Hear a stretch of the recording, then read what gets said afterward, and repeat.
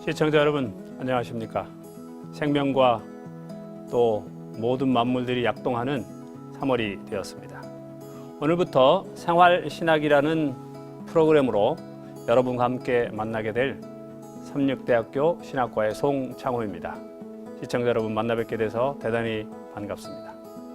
이 시간은 각 분야의 전문가 분들을 모시고 대담을 나누면서 일반적으로 좀 어렵다고 느껴지는 신앙 혹은 신학적 이슈들에 대해서 또 지식적으로 좀 살펴보고 좀 더 나아가서 그것을 우리의 생활에서 어떻게 적용하고 실천하며 살아야 할지에 대해서 생각해보는 그 같은 시간입니다. 프로그램 이름대로 생활 신학인 셈이죠. 오늘은 그 첫 시간입니다. 오늘 처음으로 다루고자 하는 주제는 성경입니다. 이 첫 시간을 성경이라는 주제로 다룬다는 것은 참 의미 있어 보입니다. 왜냐하면 성경이야말로 모든 기독교인들의 생활의 기초이고 모든 가르침의 근거이기 때문입니다. 오늘 이 주제에 정말 적절한 분을 대담자로 모시게 된 것에 대해서 하나님께 감사드립니다. 오늘의 대담자는 삼육대학교 신학과 교수이셨고 또 삼육대학교의 총장을 역임하신 남대극 박사님이십니다.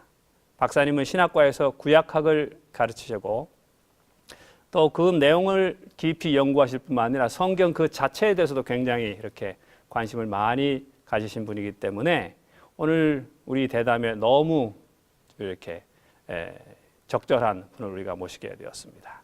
그래서 오늘 저희가 다루는 이 주제에 대해서 지식뿐만 아니라 영적인 교훈도 주시기에 적절한 분이라고 생각돼서 오늘 이렇게 모시게 되었습니다.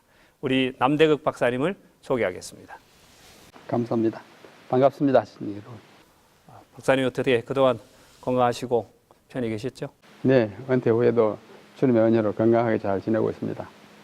예, 박사님에 대해서는 뭐 여러분들이 잘 아시겠지만 오늘 특별히 우리가 이 자리에 모신 것은 여기에 있는 이 제목과 같이 성경의 역사와 사본들이라는 주제를 가지고 말씀을 나누기 위해서입니다.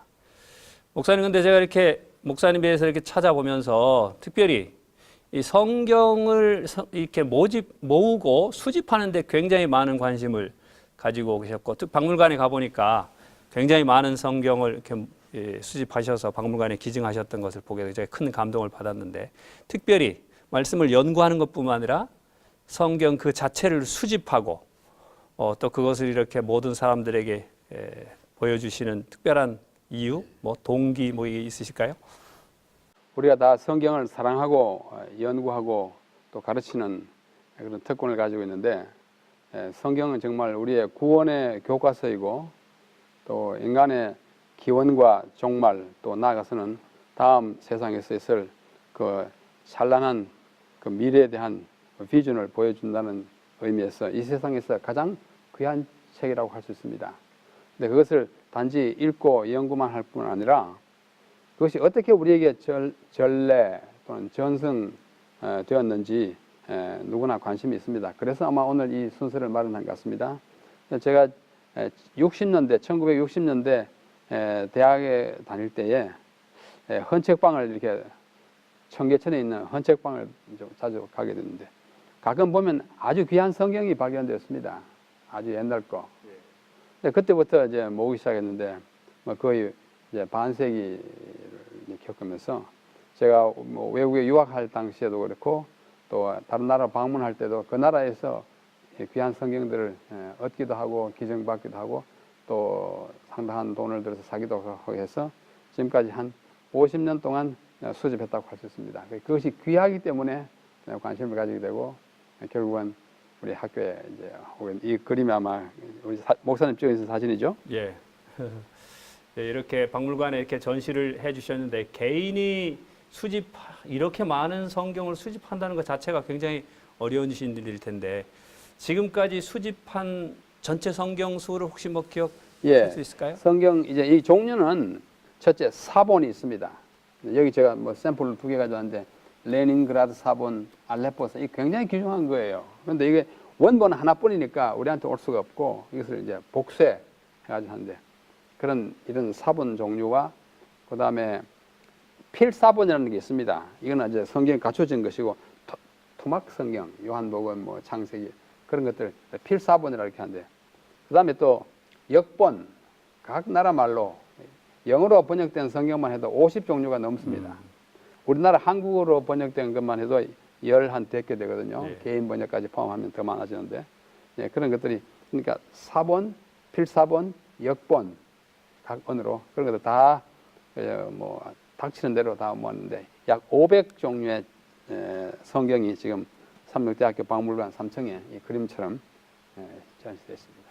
예, 혹시 뭐 우리 대학을 방문하실 기회가 있으시면 꼭 우리 박물관 3층에 가셔서 이 여러 종류의 성경들을 한번 보실 수 있는 기회가 있으면 좋겠고, 여기 이것뿐만 아니라 또 거기에는 이 사해 두루마리도 있고 매우 귀중한 자료들이 많이 있으니까 꼭 한번 방문해 주시면 감사하겠습니다.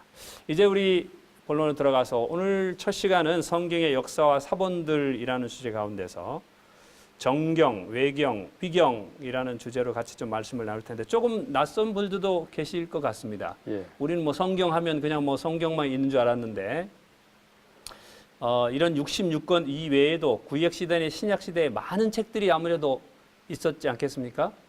굉장히 많은 고대 문헌이 있었죠. 예. 이제 모세가 쓴 것으로 우리가 이해하고 또 믿는 오경을 비롯해서 그 이후에 각 시대의 선지자들이 하나님의 기별을 받아가지고 많이 썼는데요. 처음에 쓸 때는 이제 하나밖에 안 쓰지 않았겠습니까? 그 당시에는 뭐 복사기가 있은 것도 아니고 손으로 써서 내려오는데, 그런 많은 사람들이 이제 필사해가지고 많은 사본들이 있게 되었고, 그 외에도 계시를 받거나 하나님의 부르심을 받지 않았지만은 또 남긴 상당히 믿을 만한 문서도 굉장히 많아요. 또 어떤 사람들은 자기가 마치 이사야인 것처럼 옛날에 자기가 살았던 것처럼 쓰는 가짜 문헌도 많이 있고, 예. 굉장히 많습니다. 예. 그걸 다 합치면 뭐 수천 종이 되는데, 근데 그것을 이제 역사를 내려오면서 특별히 뭐 유대인들, 그 다음에 그리스도인들 이어지면서 하나님의 말씀으로 진짜로 이렇게 공인받은 그런 것들만 모아서 만든 것이 우리 오늘 가지고 있는 성경입니다. 그러므로 예. 다른 문서가 굉장히 많았죠. 그래서 성경을 우리는 정경이라 이렇게 말하고 다른 것과 구별해서, 그 다음에 그 밖의 문헌을 외경 또는 위경이라고 그러는데요. 외경과 위경은 약간 그 차원이 조금 다릅니다. 나중에 설명해 드리겠습니다. 예. 그러면 어떻게 이렇게 수많은 책들 가운데 소위 우리가 지금 이제 성경이라고 일반적으로 알고 있는, 뭐 조금 더 신학적으로 하면 이제 정경이겠죠. 그 정경이 이렇게 뭐 갖춰져야 됐다고 해야 될까요? 모아지었다고 해야 될까요? 그런 어떤 과정들이 좀 있었을까요? 예. 정경이란 말의 정의부터 먼저 내리고 가면 좋겠습니다. 정경이란 말을 영어로는 캐논, 그리고 이게 헬라 카논에서 오는 것인데, 카논이라는 말은 막대기, 이렇게 뭐 재는 자, 예. 다시 기준, 예. 뭐 규범, 이런 그런 뜻을 가지고 있어요. 그래서 올바른 성경, 그걸 말할 때 정경, 그리고 그 밖의 문헌을 외경, 좀 엉터리 있는 가짜, 위조할 때 위경 이렇게 하는데요. 그래서 우리 기독교 역사에 요세푸스라고 하는 유명한 역사가가 있습니다. AD 1세기의 역사가예요. 1세기 말에 예수님 시대보다 조금 늦게 하는데, 그분이 그때도 이미 정경에 대한 논란이 있었기 때문에, 정경이란 하나님의 영감을 통해서 특정한 기간에 저술된 아주 제한된 분량에 현존하는 문헌이다, 이렇게 정의는 굉장히 잘 정의된 거예요. 예. 그러니까 뭐 그 후에도 계속 성경을 자꾸 쓴다 이러면 이제 말이 안 되고, 특정한 시대에, 구약 시대나 신약 시대에, 그다음에 일정한 한도 내에서 한 것이지, 그리고 현재 남아있지 않은 것은 어떻게 성경이라도 소용이 없어요. 그래서 남아있는 것 중에서 많은 연구와 또 이런 골라내기를 다 한 다음에 진짜 순수한 하나님의 말씀으로 남은 것, 이것을 우리가 정경이라고 표현할 수 있습니다. 뭐 정경화 과정이나 또 그 정경으로 뭐 된 그 기준이라고 할까요? 예. 뭐 그런 것들이 상당히 또 궁금합니다. 그렇죠. 예. 이제 무작정 이다 아니다 뭐 이렇게 재판할 수 없고, 많은 논란과 연구와 기도와 소위 공의회, 종교회의를 통해서 결과적으로 남은 것이 오늘날 39권 성경이에요. 구약 시대에는 이미 어떤 과정을 거치지 않아도 하나님의 말씀이라는 것이 거의 분명해져 있었습니다. 모세 오경에 대해서는 의심하는 사람이 없었어요. 그때부터 받아들여졌는데 선지자들의 글은 이제 뭐 들쭉날쭉 해가지고 오랜 기간을 좀 거쳤습니다. 여기 참고로 우리가 구약이라고 하는 말을 그리스도인들은 쓰지만은 히브리인들은 구약이라는 말을 쓰지 않습니다. 왜냐하면 그들에게는 신약이 없기 때문이에요. 예수 그리스도를 구주로 받아들이지 않았기 때문에 그 사도들이 썼거나 바울이 쓴 글을 성경으로 보지 않기 때문에 신약이라는 말이 없어서 그들은 히브리 성경이라 하고 요즘 유대인들은 타나크라고 합니다. 타나크의 T는 토라, 율법의 첫 글자이고 타나, N은 선지자, 너비임의 첫 글자이고 그 다음에 K, 크는 글들, 시편, 잠언, 전도 이런 글들을 첫 글자를 따가지고 글자 하나 만들었어요. 그들은 타나크 이렇게 표현합니다. 그래서 정경화를 할 때 많은 시간이 걸렸지만 그야말로 기준이 있어야 될 거 아니에요. 제가 여기 간단히 말씀을 드렸는데 첫째는 영감된 것이 확실해야 합니다. 누가 봐도. 둘째는 그 내용이 하나님의 뜻과 인간의 구원의 도리에 맞아야 돼요. 그러면 엉뚱한 얘기 뭐 해놓고 신화 같은 얘기 해놓으면 다 배제됐습니다. 셋째는 보존이 잘 됐는지, 누가 갖다 집어넣고 빼고 뭐 가감 첨삭하지 않았는지, 그대로 선지자들이 쓴 대로 있는지, 보존이 잘 됐는지 그걸 봤고, 이제 마지막으로는 인증. 신약 시대에 와서 사도들이나 특별히 예수님이 인정했으면 그건 하나님의 진짜 영감된 성경을 받아들였습니다. 이런 기준을 거쳐서 많은 세월이 지난 다음에 오늘날의 정경이 성립된 것입니다. 4번 같은 기준은 이제 특별히 그리스도인들에게는 굉장히 중요한 중요하죠. 기준점입니다. 예. 그 기준이 없으면 이것도 성경이다, 저것도 성경이다 이렇게 해놓으면 참 문제가 커져요. 그러면 그것을 이렇게 그 과정들은 좀 어떻습니까? 그 정경화가 이루어지는 과정. 예. 구약은 아까도 말씀드린 바와 같이 일찌감치 뭐 이렇게 다 받아들였지만 그래도 가짜 문서가 워낙 많기 때문에 걸러내는 작업이 상당히 있었습니다. 맨 처음 이 작업을 한 것으로 역사적으로 이제 밝혀지는 것이 AD 90년경에 얌니아라고 하는 곳에서 했던 종교회의예요. 그 종교회의를 통해서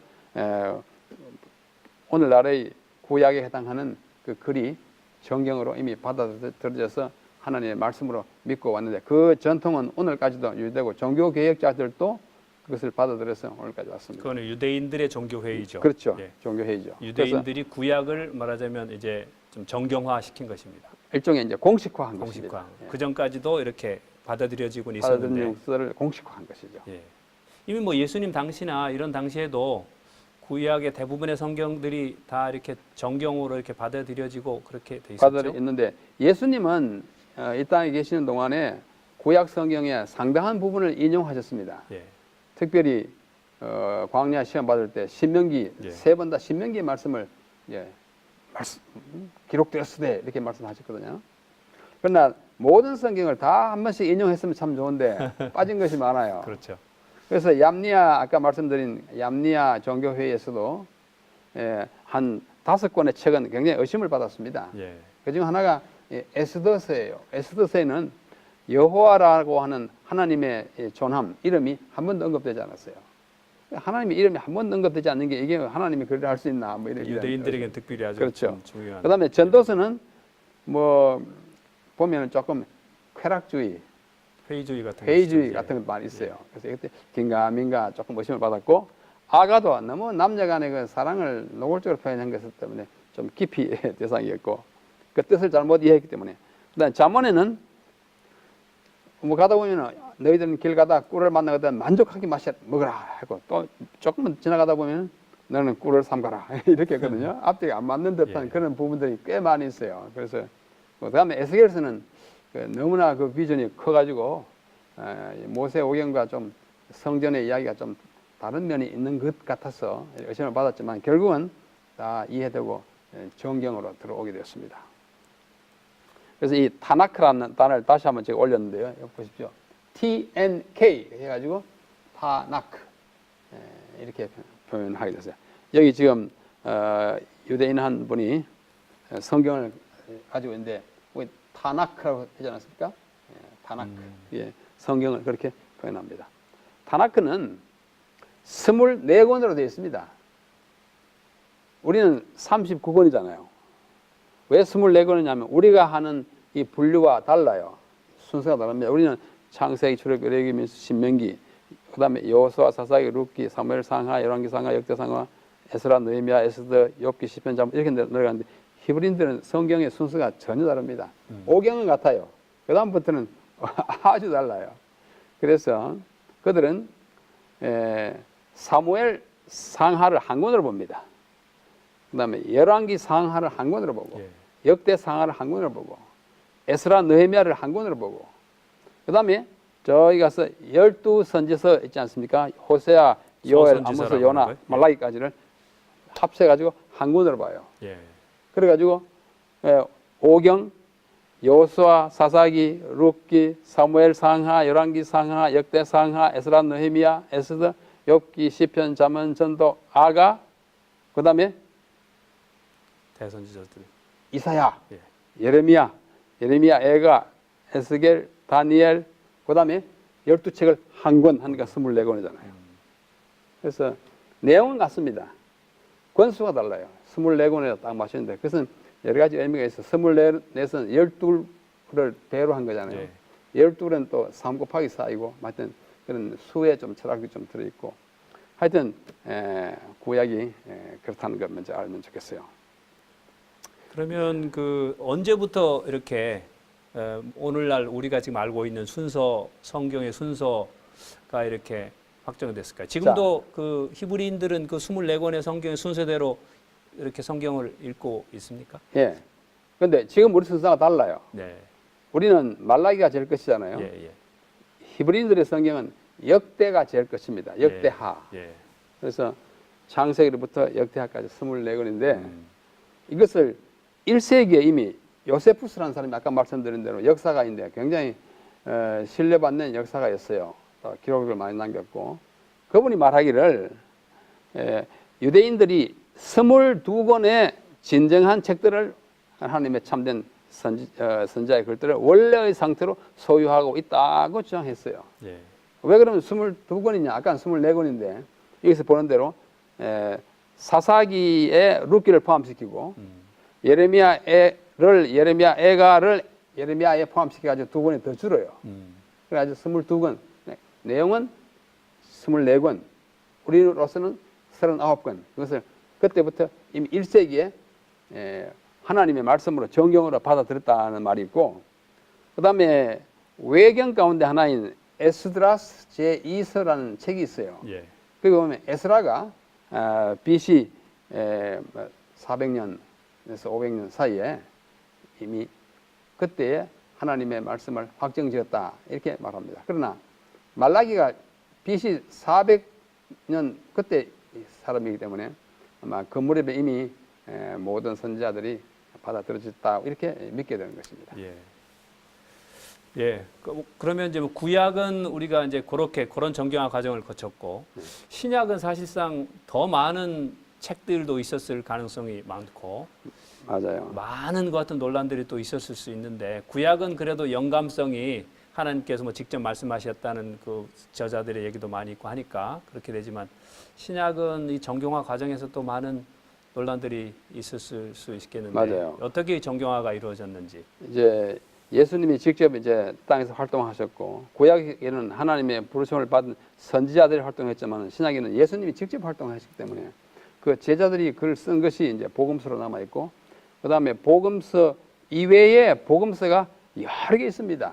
사복음서 이외에 야고보의 복음서, 도마의 복음서, 뭐 베드로의 복음서 많아요. 그것이 이제 여러 가지 이유로 제외됩니다. 그 아까 그 기준에 의해서 이 기준 좀 이따 더 보겠습니다만 그걸 골라내는데 엄청 힘들었어요. 뭐 하나님이 야 이거 하나님의 말씀이다 이렇게 딱 하지 않고 사람들의 감동을 통해서 써가지고 이제 유통되다가 하나님의 말씀이다라고 이제 인정받은 것이기 때문에 그 외에 다른 문헌이 참 많이 있었어요. 그래서 신약은 1세기에 비슷한 때 이미 다 같이 기록됐습니다. 예수님이 이제 하늘로 가신 것이 이제 AD 31년 이렇게 우리가 말하지 않습니까? 그 후에 이제 베드로와 바울이 순교당하는 AD 뭐 64년 뭐 간에 그다음에 조금 더 오래 사는 사람 요한이 뭐 90년, 100년 가까이 살면서 기나긴 한 3, 40년 동안에 다 쓴 거예요.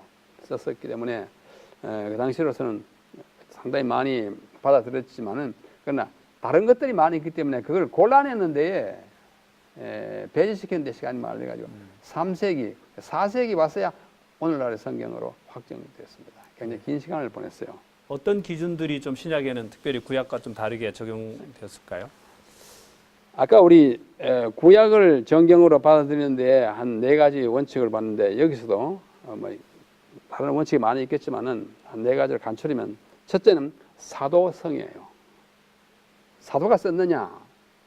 사도는 직접 아니지만 사도에 준하는 직접 그 정보를 받고 또는 가르침을 직접 받고 했느냐? 그런 사도성이고, 둘째는 이제 영감성. 읽어보면은 이게 진짜 영감된 글인지, 또 내용이 다른 성경과 배치되는 것이 없는지 영감에 대한 신뢰가 가야 되고, 셋째는 이제 정통성입니다. 내용이 사실에 근거했는지 아니면 뭐 어느 사람이 참 비몽사몽간에 보고 막 쓴 것인지, 그죠? 예수님의 구속에 대한 이야기를 올바로 나타내고 있는지, 그것에 어긋나면은 여지없이 다 배제했습니다. 그래서 마지막으로는 보편성이 문제예요. 이 보편성이라는 것은 전반적으로 받아들여지는, 특정 지역만이 아니라 그렇죠. 전체적으로. 어떤 개인이나 집단만이 아니고 막 주장. 특별히 이제 신약에서 문제가 된 것이 그 영지주의라고 하는 그 파가 굉장히 강해가지고 자기들 쓴 글이 하나님의 글이라고 막 우기가지고 넣으려고 많이 했는데, 그러나 보편적으로는 그걸 받아들이지 않았어요. 이런 4가지 원칙에 의해서 이제 고르고 이제 또 감론을박 뭐 시시비비 끝에 이제 결국은 오늘날에 27권의 성경을 신약의 정경으로 우리가 가지게 됐습니다.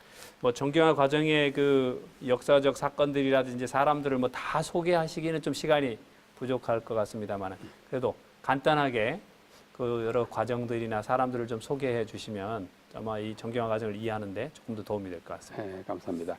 네, 1세기 사도들이 살아있을 동안에, 바울이 살아있을 동안에는 정경에 대한 시비가 있을 수가 없었어요. 딱 말하면 이게 판단이 됩니까? 그 다음에 그들이 다 돌아가신 다음에는 제2세기에 들어와서는 그걸 우리가 역사적으로 속사도시대라 이렇게 말합니다. 사도시대 계속된 사도시대다 이렇게 해가지고, 그때는 영지주의자들이 판을 쳐가지고 이상한 건 많이 있었어요. 그래서 그 다음에 또 마르키온, 또 흔히 마르시온이라고 하고 마르키온이라고 하는 사람이 나가지고 뭐 마태복음 같은 것은 성경이 아니다. 구약도 그리스도인은 가질 수 없다. 이렇게 해가지고 성경을 막 이렇게 어렵게 만들었습니다. 그래가지고 생긴 것이 정경을 확정하는 데 대한 필요가 아주 강하게 대두된 것입니다. 그래서 특별히 이제 4세기 콘스탄티누스 황제가 와가지고 기독교를 뭐 공인하고 이런 시대로부터는 급물살을 타고 정경을 만드는데 큰 힘을 얻게 됐어요. AD 110년경에요. 수리아, 오늘날 시리아죠. 안디옥 교회의 지도자였던 이그나티우스 또는 이니아티우스라고도 발음하는데, 이 사람이 편지를 하나 썼는데요. 그 편지에 마태복음을 하나님께로부터 온 거룩한 문서로 인용합니다. 그래서 마르키온이 반대했지만은 다시 이제 옹호하는 입장을 가지게 됐고, 그 다음에 2세기 말에는 이레네우스라고 하는 교부가 있습니다. 이것은 사도의 제자의 제자예요. 요한의 제자의 제자들인데, 이분이 정경에 필요한 이유를 아주 잘 설명해 놓은 문헌이 남아 있습니다. 이제 제가 좀 읽겠습니다. 교회가 전 세계로 흩어졌을 때 교회의 기둥과 터는 복음이고 생명의 영이다. 교회가 모든 방면에 불멸의 숨결을 불어줄 4개의 기둥을 가지는 것이 적절하다. 사람들에게 자신을 내어주셨던 주님께서 4가지 모양으로 복음을 우리에게 주셨으며 그 말씀이 성령에 의해 함께 묶였다. 여기서 성령에 의해서 묶였다는 거, 이거 이제 말하면 정경화에 성령께서 개입하셨다. 이렇게 우리가 이해하는 것입니다. 그런 사보험서가 필요한 이유를 잘 설명했어요. 아까도 말씀드린 바와 같이 복음서가 참 많은데 지금 우리가 갖고 있는 마태, 마가, 누가, 요한 복음은 관점의 차이는 있어도 실질적으로 완전히 조화되지 않는 부분은 거의 없습니다. 그게 통일성. 같은 성령의 영감으로 기록된 것이라면 내재하는 통일성이 있어야 되죠. 예. 구약과 신약도 마찬가지예요. 그래서 그 모든 것들을 다 이제 첫째 의심이 생겼을 때 그것을 풀고, 그래도 해결 안 되면 또 연구하고, 그래도 안 되면 또 다음 시도를 미루고, 이렇게 해서 그야말로 이렇게 다지고 확인하고 해가지고 이제 오게 됐어요. 여기도 이제 몇 번 언급했습니다만은 선교자들 많이 나지 않습니까? 그 중에 유스티노스 마르투르스라고 하는 그분이라든지, 그 다음에 우리가 잘 아는 오리게네스라고 하는 분들이 다 신약 27권을 인정하게 됩니다. 그분들이 큰 공로를 세운 분이라고 할 수 있고, 또 4세기의 교회 역사가, 우리 초기 교회의 가장 위대한 교회 역사가 유세비우스도 성경을 거의 다 인정하고, 요한계시록에 대해서는 조금 이제 의아한 생각을 가지긴 했지만은, 이런 분들의 이제 노력의 결과, 또 뭐 개인의 노력의 결과가 아니라 이미 있는 성경의 권위에 굴복하는 결과로 그렇게 보는 것이 좋아요. 성경의 권위를 인간이 세운 것이 아니고 있는 권위를 인정하는, 그의 실력을 인정한다고 해가지고 내가 그 실력 위에 있는 거 아니에요. 성경의 권위에 있어서 그들이 굴복한 일을 보여주므로 결국은 정경화를 이루는.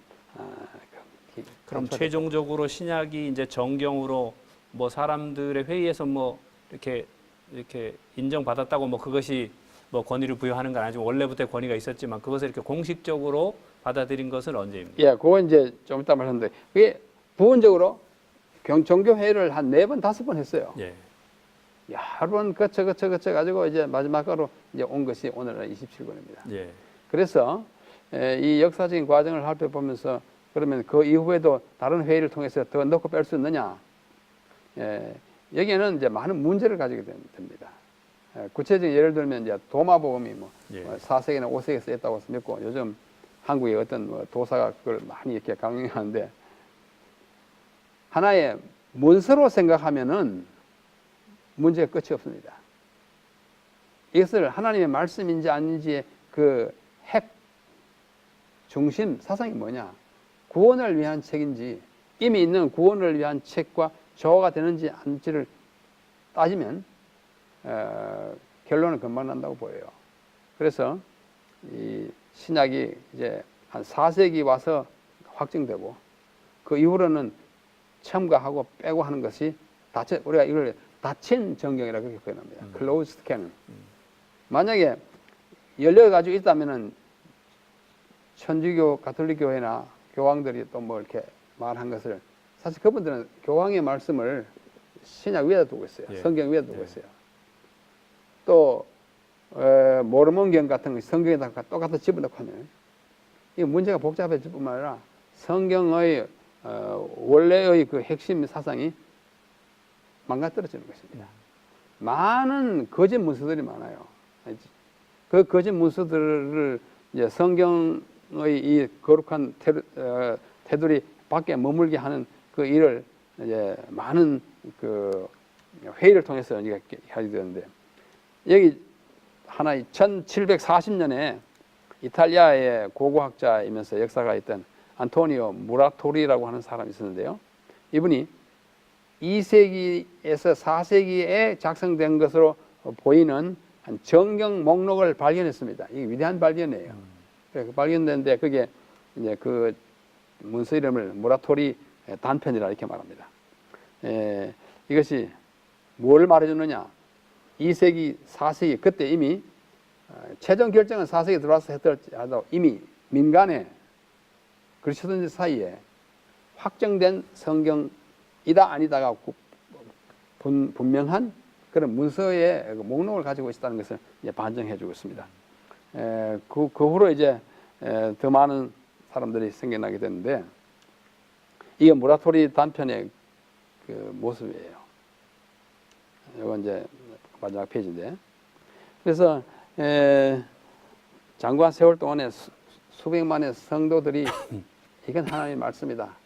뭐 어떤 사람이 주장해서가 아니라 읽고 연구하고 이건 아니다 하고 점점 이렇게 골라냈어요. 재배시켰어요. 그 남아있는 책이 27권인데 그것을 최종적으로 확정짓게 되었습니다. 우리는 여기서 성경의 정경화는 어떤 뭐 천재적인 랍비들이 어떤 결정에 의해서나 또 심지어는 독재적인 어떤 왕이나 또 제사장들에 의해서 그것도 일시적으로 뭐 편집 작업을 통해서 이다 아니다 이렇게 확정된 것이 아닙니다. 백성들이 그 말씀에 영적인 감동을 받았는지 여부가 제일 큰 척도이죠. 이 오랜 세월 동안에 성도들이 동일한 영감을 받고 은혜를 받고 또 동일한 반응을 일으킬 때 그 책들은 하나님의 말씀으로 받아들여졌고 성경으로 인정받게 됐어요. 그런데 이와 같은 아주 긴 기간에 걸쳐서 무수한 사람들이 그의 삶과 믿음에 선한 감동을 주는 책이 된 것이고, 그렇다면 그 책들 자체가 가지는 능력과 은혜를 발하려면 그 배경에 성령의 개입이 없어서는 안 되고 없고는 안 되는 그런 이제 역사적 배경을 우리가 이해하게 되는 것입니다. 정경화는 사람의 작업이 아닙니다.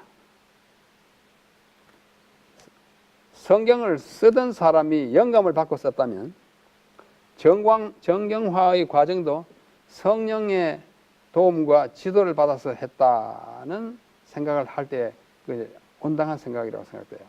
자, 우리가 지금 성경을 갖고 있는데요. 이 성경이 이게 어떻게 우리의 구원의 교과서가 되느냐는 내용 때문입니다. 그것이 또 기록된 과정 때문이에요. 기록할 때 성령께서 함께 하셨다면 흐지부지 돼버리면 우리한테 오잖아요. 근데 무수한 사이비 문서들과 함께 경쟁을 하면서 오는 사이에 성도들에 의하여 이것이 하나님의 말씀인 것을 이제 스스로 인정하게 되고 받아들여져 가지고 하다가 아까 얘기했다시피 보편성에 의하여 이것이 확정된 것입니다. 예. 그러므로 정경화 작업의 결정하는 주체가 권위를 가진 게 아니라 성경 자체가 갖고 있는 권위에 이 회의가 굴복한 것입니다. 그러므로 우리가 이것을 하나님의 말씀으로 받아들이는 데는 두 가지 전제 조건에 의해서만 가능해요. 왜냐하면 무수한 다른 문건들이 있기 때문에. 첫째는 뭐냐? 성경 자체가 이야기하는 것처럼 모든 성경은 하나님의 감동으로 된 것으로, 하나님의 감동으로 기록됐다는 것은 신뢰가 있어야 돼요. 예. 첫째, 이것을 받아들이는 신뢰가 있어야 됩니다. 둘째, 정경화 과정이라고 하는 긴 역사적인 과정에도 성령님이 함께 하셨고 성도들이 이것을 경험으로 받아들였다는 신뢰가 있어야 돼요. 기록할 때 성령께서 함께 하지 않았다고 생각한다든지 정경으로 하는 사이에 인간들이 결정했다고 생각해버리면 이 성경은 빼도 되고 또 해도 되고 이런 이상한 책이 됩니다. 그래서 두 가지 전제가 우리의 믿음을 이 성경에 가지게 하는 거예요. 첫째는 영감된 성령으로 말미암는 책, 그 다음에는 성령의 지도하에서 긴 세월이지만은 많이 연구하고 또 경험한 끝에 하나님의 말씀으로 그야말로 풀무불에 넣어가지고 이제 나쁜 것들은 다 사라진 다음에 남아있는 그런 것 같은 성경으로서 이걸 받아들일 때 이것은 뭐 더하거나 더할 수 없는 하나님의 말씀이에요. 아무리 영감적인 글이 있다 하더라도 성경에 들어갈 수가 더 없습니다. 아무리 영감적인 글 표현이 있다 하더라도 그것이 성경을 대체할 수 없어요. 그런 의미에서 이 성경을 받아들였냐 안 받았느냐에 따라서 정통과 이단이 판결되고, 저는 개인적으로 이 세상에 사람이 두 종류가 있다고 생각합니다. 하나는 성경을 성경으로 받아들인 무리고, 한 무리는 성경을 다른 책과 마찬가지 한 종류의 고전이라고 생각하는 사람들이에요. 이 받아들이고 안 받아들이고에 따라서 영원한 각자의 운명이 결정되고 인생관이 달라지고 사는 방법이 달라지고 삶에 대한 태도가 달라지고, 이것이 정말 구원의 교과서라면 이것을 시키는 대로 사는 거예요. 그러므로 오늘 우리가 정경에 대한 이야기를 합니다만은 이 정경은 굉장히 중요한 것이 뿐만 아니라 다른 책들과 구별해야 합니다. 그러면 그 이제 뭐 정경의 그 정경화 과정, 거다 그래서 나머지 많은 또 책들이 이제 소위 이제 외경과 위경으로 아까 말씀해 주셨는데 예. 그 외경과 위경에 대한 부분들 좀 간단하게 좀 말씀을. 그러니까 오늘의 주시면 이제 제목이 정경, 외경, 위경이었는데요. 고대 문서를 세 부류로 나눕니다. 하나는 지금까지 말씀드린 정경이고, 정경에서 빠진 글이 있어요. 빠진 글이 외경과 위경인데, 외경은 문자가 우리말로 말이 바꿔졌잖아요. 성경 밖의 성경이에요. 그래서 외경 가운데 일부는 가톨릭 교회에서는 정경으로 받아들입니다. 그러면 왜 우리는 개신교는 받아들이지 않는가? 그것이 믿음직한 부분이 많이 있지만은 영감된 저자가 아니어서, 역사가가 기록했지만은 영감된 글이 아니어서 제외됩니다. 그 다음에 위경은 이제 가짜예요. 마치 계시를 받은 것처럼 아담과 하와의 생애라는 그 위경이 있어요. 내용은 참 재밌습니다. 이사야의 성천기 내용은 재밌어요. 또 예레미야의 뭐 이야기 또 있어요. 바룩스도 있고 마치 자기가 바룩인 것처럼 썼어요. 그러나 그 쓴 것은 BC 2세기나 뭐 1세기 이때 썼는데도 바룩은 BC 6세기 사람이에요. 이런 이제 남의 이름을 도용한 이야기 이런 걸 다 위경에 넣습니다. 그래서 여기 이제 제 나름의 이제 기준을 만들어 봤는데, 이제 왼쪽에 문헌 종류가 정경, 외경, 위경이고 크게 두 가지로 나눕니다. 역사성과 영감성. 역사성에는 저자의 그 신분도 포함돼요. 진짜 자기가 썼는지, 역사적으로 맞는 인물인지.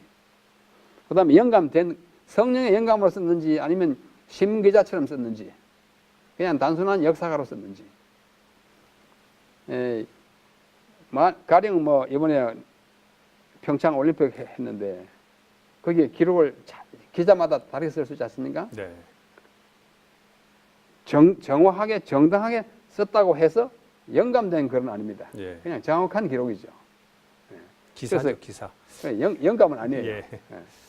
그래서 기사의 정확성이 또는 숫자의 정확성이 영감에 대한 증거는 아니에요. 가령 숫자의 정확성이 영감의 증거라면 전화번호부야말로 가장 영감된 책입니다. 예. 가장 정확한 숫자 있으니까.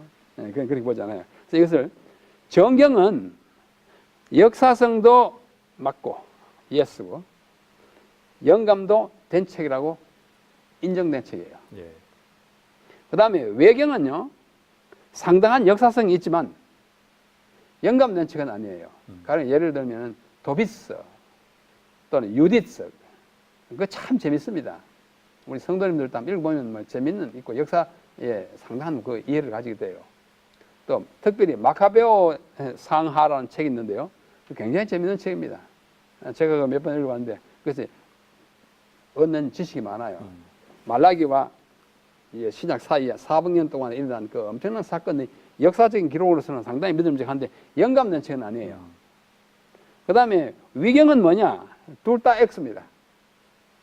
저자도 불확실할 뿐만 아니라 다른 사람 이름을 이게 사용했고, 내용도 이미 있는 정경의 내용과 위배되는 게 많고 전설적인 요소가 참 많아요. 그래서 가톨릭 교회에서는 이 외경의 상당한 부분을 한 15권을 정경 안에 집어넣어가지고 있는데, 개신교에서 그건 정경이 아니라고 자꾸 하니까 제2정경 이렇게 표현합니다. 듀테로 캐논 이렇게 말해요.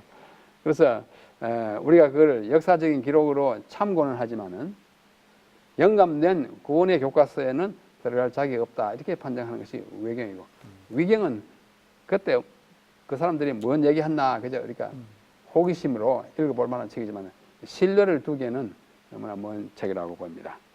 그래서 우리가 갖고 있는 정경은 구약의 39권, 신약의 27권, 이게 닫혀진 66권이고, 그 다음에 이제 외경에 이렇게 많아요. 15권 있어요. 근데 이런 것, 이 중에 다수가 가톨릭 교인들은 성경, 정경으로 봅니다. 그 중에 특별히 뭐 12번, 또 11번, 그다음 13번, 아주 재밌는 역사이고요. 6번 유딧 아주 그 역을 여장군이 그 고국 이스라엘을 구원하는 그 이야기 참 재밌어요. 그다음에 좋은 책도 많습니다. 가령 4번 집회서는 우리 잠언각 내용이 거의 같습니다. 예. 그래도 영감된다고는 보지 않기 때문에 이제 빠지게 됐어요. 그다음에 뭐 위경은 뭐 많습니다. 제가 뭐 우리말로 번역된 것도 거의 없고 아주 재밌는 것만 있고요. 그다음에 여기 이제 언약 또는 유언 문서가 있어요. 아브라함의 유언, 욥의 유언, 모세의 유언, 솔로몬. 그다음에 맨 끝에 12 노독의 예언. 그 유언이에요, 유언. 죽으면서 한 말들인데 이것이 주는 유익은 딱 한 가지입니다. 역사적으로 이것을 쓴 사람들이 당시에 이들에 대하여 어떻게 생각했나. 어떤 사람이 쓸 때 그 생각의 내용이죠. 그래서 참고할 만은 하지만은 영감되거나 역사성은 없는 책이다 이렇게 생각될 수 있습니다. 오늘 뭐 이야기가 좀 길어졌지만은 세 가지 일종의 경전이죠. 정경, 외경, 위경인데 정경은 역사성도 있고 정확하고 영감된 책이며 확실한 책. 그래서 이것에 우리는 구원의 닻을 내리고 그것을 날마다 연구하고 이제 살아가는데 그야말로 정경 발을 경 글경자인데 오늘 이런 짧은 강의를 통해서 대담을 통해서 그런 일들이 어느 정도 이해되었으면 기대하면서 성경의 그 정경화 과정을 우리가 이제 우리 성도들이 또 뭐 혹시 뭐 또 신앙을 하지 않는 분들일지라도 정경화 과정을 이렇게 이해하는 것이 우리의 이제 신앙적인 실제적인 삶에 오늘 저희가 주제가 어쨌든 생활 신학이니까요. 우리의 실제적인 성도로서의 삶에 또 뭐 비그리스도인일지라도 이것을 이렇게 이해하는 것이 삶에 어떤 영향을 준다고 목사님 생각하십니까? 네. 이 책이 우리의 운명이 달린 책이잖아요. 그래서 이거는 수많은 사람이 읽고 또 이걸 가르치다가 또 목숨을 걸어내놓기도 하고. 근데 이 정경으로 이해할 때에 이것이 하나님의 말씀으로서의 가치를 지녀요. 고대 문서 중에 하나, 룻기나 심청전이나 뭐 다를 바 하나 없어요. 정경이 아니라면. 그죠? 에스더스나 뭐 장화홍련전이나 다를 바가 없습니다. 예레미야 애가나 레는 애가 다를 바가 없어요. 그러나 정경이 될 때는 그 가운데 구속의 스토리가 있는 것입니다. 정경으로 받아들였냐 안 받아들였냐는 하늘과 땅 사이고 우리의 운명을 여기다 걸고 살지 않습니까? 살만한 근거를 가지는 것이 정경화에 대한 우리의 신뢰예요. 그래서 인간이 갖고 있는 지식의 또 역사에 대한 그 지식의 한도 내에서 이것은 가장 정당성 있고 또 하나님의 말씀으로서 역사적으로 인정받고 경험적으로 증거된 그런 기록에 대해서 우리의 삶과 믿음의 뭐 엄청난 이제 기준이 된다고 볼 수 있죠. 그런 이해하는데 약간의 도움이 됐기를 바랍니다. 예, 저는 아주 감사합니다. 고맙습니다. 예, 지금까지 성경의 정경화 과정에 대한 역사적 사건들 또 그 인물들 그리고 무엇보다도 그 과정에 함께 하시는 하나님의 손길 그리고 숨결을 이렇게 남대국 박사님으로부터 배우는 시간을 가졌습니다. 이 수많은 그들 속에서 이 수천 년간 역사하시는 하나님의 손길을 우리가 느꼈고 또 그것을 통해서 보존된 하나님의 말씀의 가치를 우리가 다시 한번 확인하는 좋은 시간이었습니다. 이제는 하나님의 말씀을 더 귀하게 받으시는 좋은 계기가 되기를 진심으로 간절히 기도드립니다. 다음 시간에는 우리 계속해서 남대국 박사님을 모시고 성경의 여러 사본들이 가지는 그 가치 또 그 의미에 대해서 또다시 말씀을 나누도록 하겠습니다. 함께해 주신 우리 시청자 여러분 감사합니다. 그리고 남 박사님 감사합니다. 감사합니다.